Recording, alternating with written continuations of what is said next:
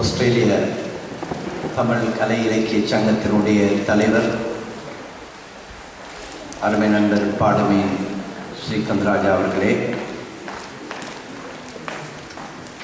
இந்த சங்கத்தை தோற்றுவித்த அருமை நண்பர் முருகபூபதி அவர்களே, இந்த அவையிலே இருக்கின்ற பெரியோர்களே, நண்பர்களே, குழந்தைகளே, மீண்டும்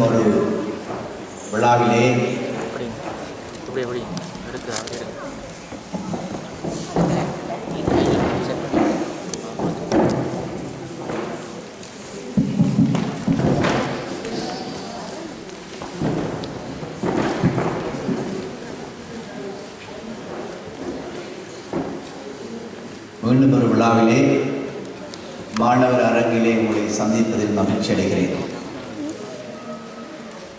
2001ஆம் ஆண்டில் ஆரம்பிக்கப்பட்ட இந்த எழுத்தாளர் விழா வருடந்தோறும் நடைபெறுவது நமக்கெல்லாம் மகிழ்ச்சி தருகிறது. எனக்கு தெரிய சிட்னியில் நடந்த முதலாவது விழாவில் நான் பங்கு பெறவில்லை.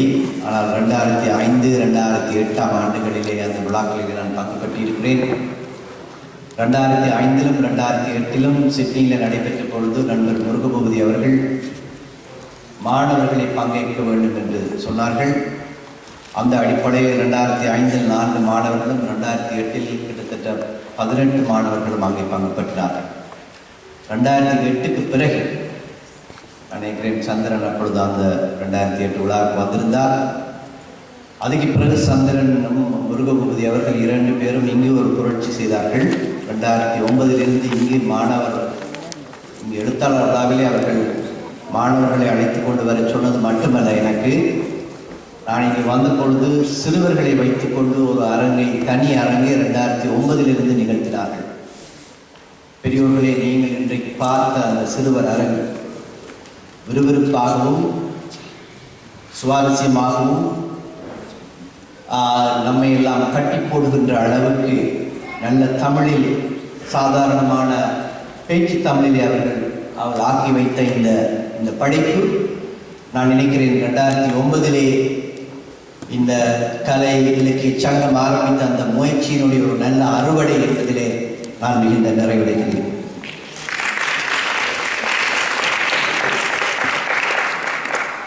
இங்கு நிறைய நிகழ்ச்சிகள் நடக்க இருக்கின்றன. பாடுமீன் எனக்கு சொன்னார், நிகழ்ச்சிகள் தாமதமாக தொடங்கலாம், ஆனால் நீங்கள் போகிறது தாமதமாக கூடாது என்றார். என்னுடைய விமானம் 8 மணிக்கு புறப்படும்.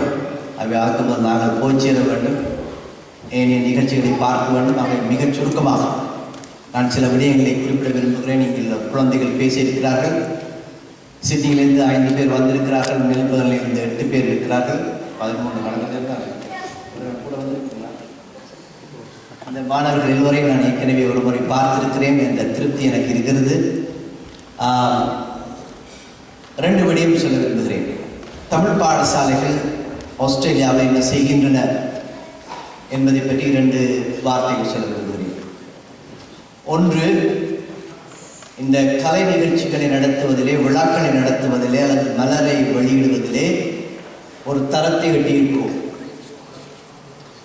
2வது, கற்பித்தலிலே இப்பொழுது கவனம் திரும்பி இருக்கிறது. கற்பித்தலிலே தரத்தை எப்படி இருக்கிற தரத்தை எப்படி மேம்படுத்துவது என்பது, குறிப்பாக வாசிப்பிலும் எழுத்திலும் எப்படி தரத்தை மேம்படுத்தலாம் என்பதிலே இப்பொழுது ஆசிரியர்கள் கவனம் செலுத்துகிறார்கள். ஆனால் நம்முடைய தமிழ் ஆசிரியர்களுடைய பணி பூர்த்தியாக வேண்டும் என்றால் இன்னும் ஒரு காரணி நமக்கு தேவைப்படுகிறது. அது என்ன காரணி என்றால், இங்கே இருக்கின்ற இசை நடன ஆசிரியர்கள், இங்கிருக்கின்ற இசை நடன ஆசிரியர்கள் நமக்கு பக்கபலமாக இருந்தால் தமிழ் பாடசாலைகள் இன்னும் தீவிரமாக மிக சிறப்பாக இயங்க முடியும் என்பது என்னுடைய முழுமையான நம்பிக்கை. எனக்கு மெல்பர்னை பற்றி எனக்கு தெரியாத, சிட்னியிலும் பல ஆசிரியர்களுக்கு தெரியாது. எனக்கு ஒரு ஆசிரியருக்கு தெரியும், கலா சந்திரமோகன் என்ற அவர் ஹோம் ஸ்டாஃபில் இருக்கிறார். அவரோட போகிற குழந்தைகளுக்கு அவர் தமிழிலேயே பாடல்களை எழுதி கொடுக்கிறார். அங்கு போகின்ற குழந்தைகள் தமிழ் படித்துத்தான் அங்கு போக முடியும். மிக மிக கண்டிப்பான ஒரு ஆசிரியர். நம்மவர்கள் ஜெர்மனிக்கு சென்று பட்டம் பெற வேண்டும் என்றால் ஜெர்மன் மொழியை படிக்க வேண்டும். சீனாவுக்கு சென்று படிக்க வேண்டும் என்றால் சீன மொழியை படித்து பட்டம் பெற வேண்டும். இங்கு கலைக்கும் இலக்கியத்துக்கும் ஏராளமான நல்ல வரவேற்பு இருக்கிறது. பெற்றோர்களிடம் ஆர்வம் இருக்கிறது. பெற்றோர்கள் எப்படியாவது குழந்தைகளுக்கு கலையும் இலக்கியம் புகட்ட வேண்டும் என்று விரும்புகிறார்கள். அப்படி விரும்புகிற பெற்றோர்கள் இருக்கின்ற இடத்திலே ஆசிரியர்கள் மிக சுலபமாக ஒரு சின்ன நிபந்தனையை போட முடியும். உங்களுடைய குழந்தைக்கு தமிழிலே தான் நாங்கள் சொல்லிக் கொடுக்க போகிறோம். சில சொற்களை தமிழில் எழுத முடியாது என்பது உண்மைதான். சில சத்தங்கள் தமிழில வராது, அந்த குழந்தைகளுக்கு வர முடியாது. ஆகவே அவர்களுக்கு ஆங்கிலத்தில் அதனுடைய உச்சரிப்பை சொல்லிக் கொடுக்க வேண்டும் என்பது எவ்வளவு தூரம் சரியோ, அதே அளவுக்கு சில தமிழ் பாடல்களை வேற்று மொழியிலே எழுதி கொடுக்க முடியாது என்பதும் சரிதானே. ஆகவே இந்த ஒரு அடிப்படையில் நம்முடைய இசை நடன ஆசிரியர்கள் நமக்கு தமிழ் ஆசிரியர்களுக்கு உதவுவார்களே இருந்தால் தமிழ் பாடசாலையுடைய பணி மிகச் சுலபமாக இருக்கும் என்ற இந்த ஒரு கருத்தை முன்வைத்துக் கொண்டு இப்பொழுது இந்த குழந்தைகளை அழைக்க இருக்கிறேன். நான் முதலில் அழைக்க இருப்பது ஹம்சாயினி தில்லைநாத். இவரை பற்றி நான் 2 வார்த்தைகள் சொல்ல வேண்டும். ஏனைய மாணவர்களை பற்றி எனக்கு அதிகம் தெரியாத மேல்பாலே, ஆனால் இவரை நான் சென்ற முறை நான் இங்கே ஒரு செயலாளருக்கு வந்த பொழுது அவரை நான் பாரதி பள்ளியிலே அவர் அங்கே வந்திருந்தார். அப்பொழுது திடீரென்று அவர்களை எழுத 2 வார்த்தைகள் உங்களுக்கு தெரிந்ததை ஏதாவது பற்றி எழுதுங்கள் என்று சொன்னார். அவர் தான் பார்த்த ஒரு திரைப்படத்தை பற்றி ஒரு பந்தி எழுதினார். அந்த மொழி நடையை கேட்டு நான் சிலிர்த்து போனேன். மிக மிக கச்சிதமாக, சுருக்கமாக, ஒவ்வொரு சொல்லிலும் இருக்கிற அந்த பொருளினுடைய பொருளினுடைய விரிவை கண்டு நான் விதிர்த்து போனேன் என்று சொல்லலாம். அதை நான் அந்த புள்ளிகள் வெளியிட்ட பொழுது எனக்கு ஆசிரியர்கள் தொலைபேசியில் சொன்ன பொழுது சொன்னார்கள், உங்களுக்கு நினைப்பிற்கோ தெரியாத ஹம்சாயினி தான் அதிக புள்ளிகள் எடுத்திருக்கிறார் இந்த மண்ணிலே என்று. நான் ஆச்சரியப்படவில்லை. அப்பொழுது ஹம்சாயினுடைய அந்த திறமையை பாராட்டி ஈழத்தமிழர் கழகத்தினுடைய அந்த பாடசாலை அவருக்கு தமிழ் சுடர் என்று தங்களுடைய கலை விழாவில் பட்டம் அளித்திருக்கிறார்கள் என்றால் நான் முதலாக ஆஸ்திரேலியாவில் கேள்விப்படுகிறேன். தமிழ் படிக்கிற மாணவிக்கு அந்த பாடசாலை பட்டம் அளிக்கிறது என்பது ஆஸ்திரேலியாவில் நான் கேள்விப்பட்டவரைக்கும் என் இலங்கையிலே கூட இதுவே முதல் தடவையாக இருக்கும் என்று நினைக்கிறேன். இந்த மாநில முதலமைச்சருடைய விருதுக்கு பரிந்துரைக்கப்பட்டிருக்கிறார் ஹம்சாயினி தில்லைநாதன். வணக்கம்.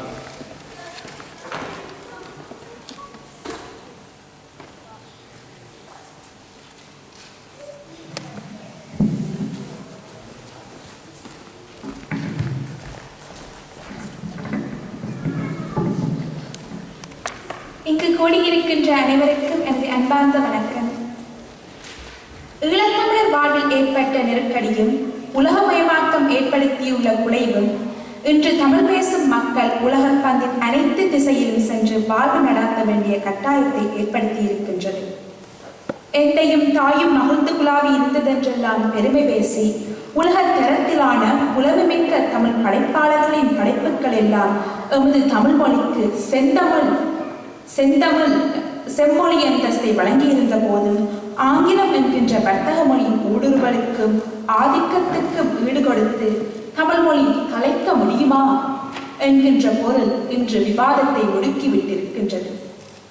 வரலாற்று நிகழ்வு காரணமாக ஆங்கிலத்தை சந்தர்ப்பவசமாக கற்க வசதி ஏற்பட்டவர்கள் தமக்குள் ஒரு கலாச்சாரத்தை வளர்த்துக் கொண்டு சமூக கௌரவமாக நலம் வருவதும் அந்த அடிமன சிற்றின்ப மோகம் புலம்பெயர்ந்த நாடுகளில் தமது பிள்ளைகளுக்கு தமிழ் தெரிந்திருக்க கூடாது என்கின்ற கவனத்தை ஏற்படுத்தி வருகின்றது.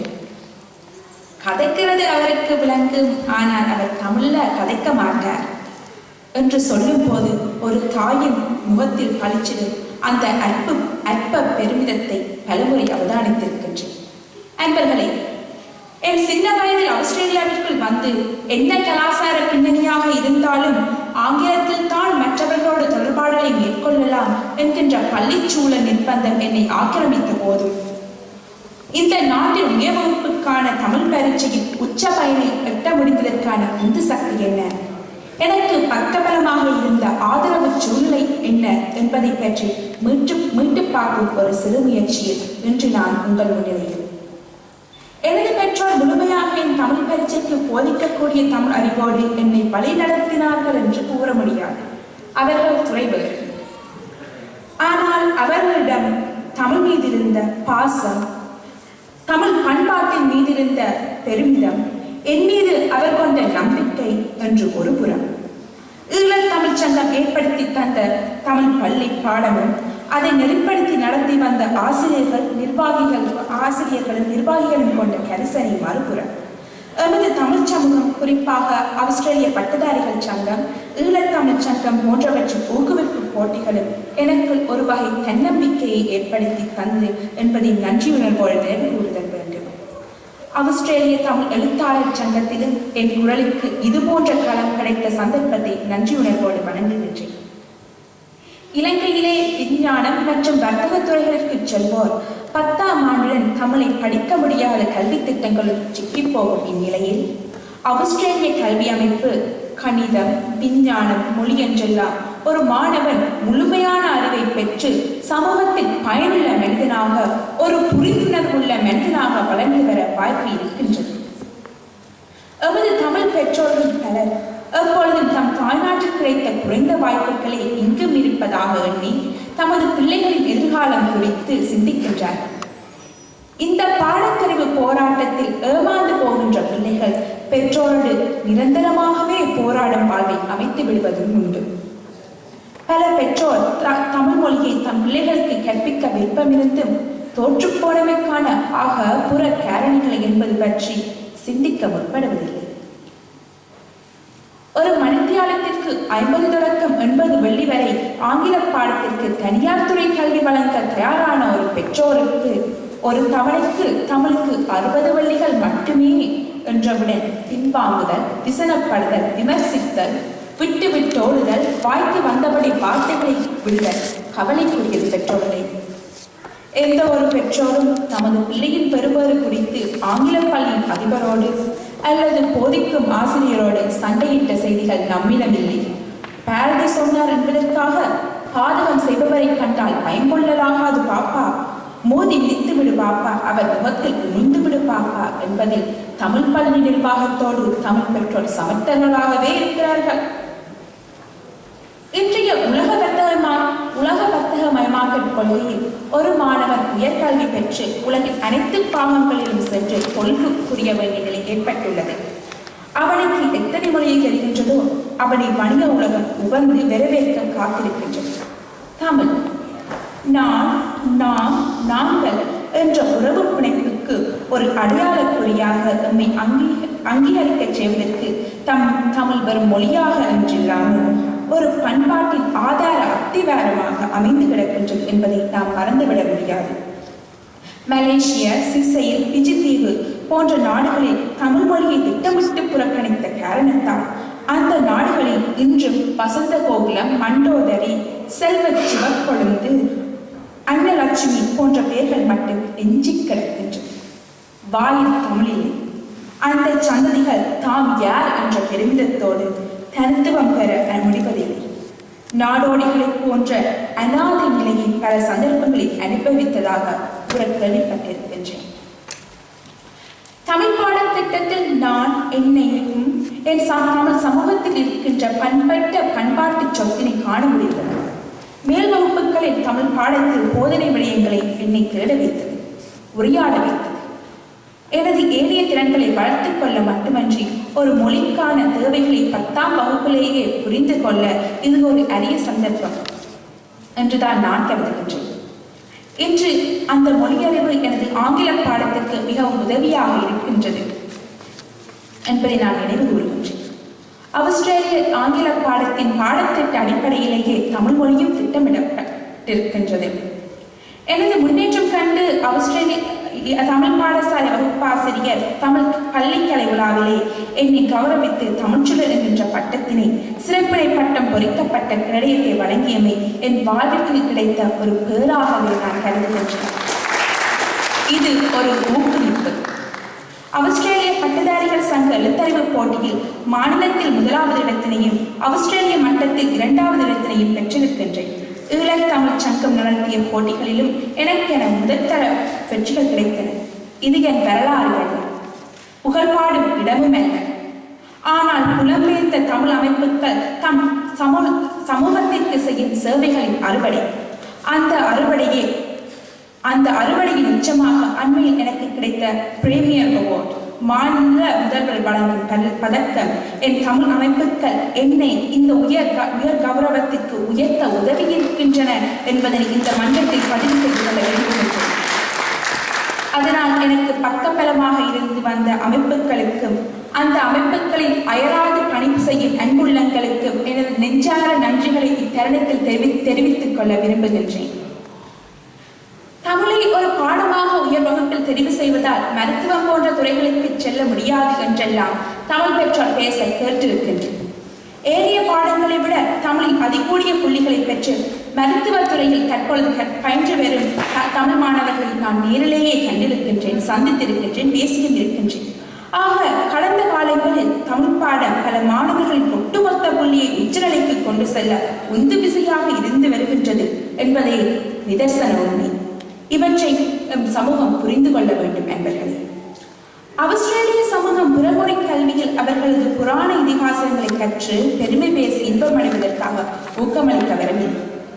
நடைமுறைக்கு தேவையான சமூக பிரச்சனைகளை உள்ளடக்கிய பாடப்பரப்பை விரிவுபடுத்தி அன்றும் இன்றும் என்கின்ற எல்லைக்குள் நம்மை தயார்படுத்த வகை செய்கின்றது. தமிழ் திரைப்படங்கள், அதன் சமுதாய அக்கறை பக்கங்கள், அவை மறுக்க முற்படும்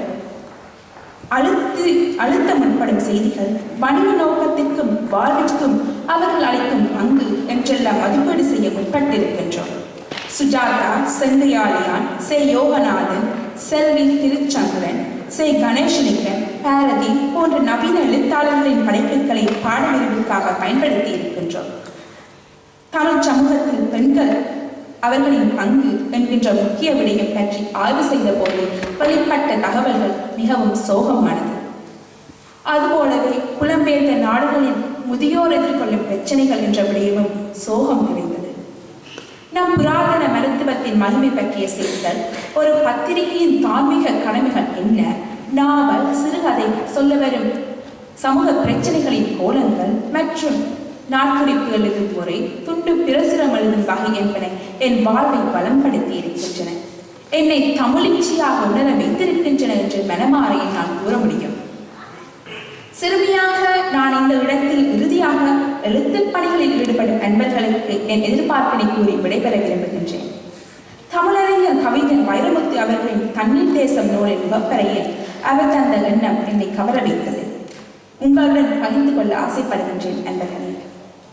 ஆங்கிலம் போன்ற ஏனைய மொழிகளின் ஆதிக்கமும் அந்த நாட்டு அரசுகளின் அர்ப்பணிப்புகளும் தமிழ் அமிழ்ந்து போவதற்கான சமிக்ஞைகள் தென்படும் இந்த வேளையில் லெமுரியாவையும் கபாடபுரத்தையும் குடித்த கழலை விடவும், ஏடுகளை தின்ற தீயை விடவும், தமிழ் மண்ணை அடிமை கொண்ட ஆயுதங்களை விடவும் ஆபத்து மிகுந்த அபாயம் ஒன்று தமிழுக்கு பெறலாம். தொழில்நுட்பம் வளர்த்தெடுத்த தொலைத்தொடர்பு, வலைத்தளம் என்பன ஒரு வணிகத்தின் உச்சத்திற்கு பூமியை வசதி செய்துவிட்டது. ஒரு வர்த்தக மூட்டையாய் போய்விட்ட உலக உருண்டை விஞ்ஞான நூல் கொண்டு நெருக்கி தைக்கப்பட்டு விட்டது. அதில் களைய வேண்டும் என்பதனால் மட்டுமே எல்லாம் விலையாகிவிட முடியாது. பயன்பாடு மிக்க சரக்குகள் மட்டுமே விலை போகக்கூடியவை. உருட்டி தைக்கப்பட்ட உலக மூட்டையில் இன்று தமிழும் ஒரு சரக்கு. அந்த சரக்கு சர்வதேச தரம் வாய்ந்ததாக தயாரிக்கப்படாத வரைக்கும் இனிவரும் நூற்றாண்டுகளில் அது உள்ளூரிலும் விலை போக உத்தரவாதமில்லை. அந்த உண்மையை ஒத்துக்கொள்வதுதான் தமிழின் ஆய்விலை நீடிக்கும் முதல் அடியாளர். இனிமேல் நாவிற்கு பயன்படும் மொழிகள் எல்லாம் முதிர்ந்து போய் வாழ்விற்கு பயன்படும் மொழிகள் மட்டுமே நிலைக்கும். தன்னுடைய தனியடியாளங்களை சற்று முற்றுமுழந்தோ தமிழினம் ஒரு சர்வதேச கலாச்சாரத்திற்கு ஒரு நாள் தயாராகிவிடும்.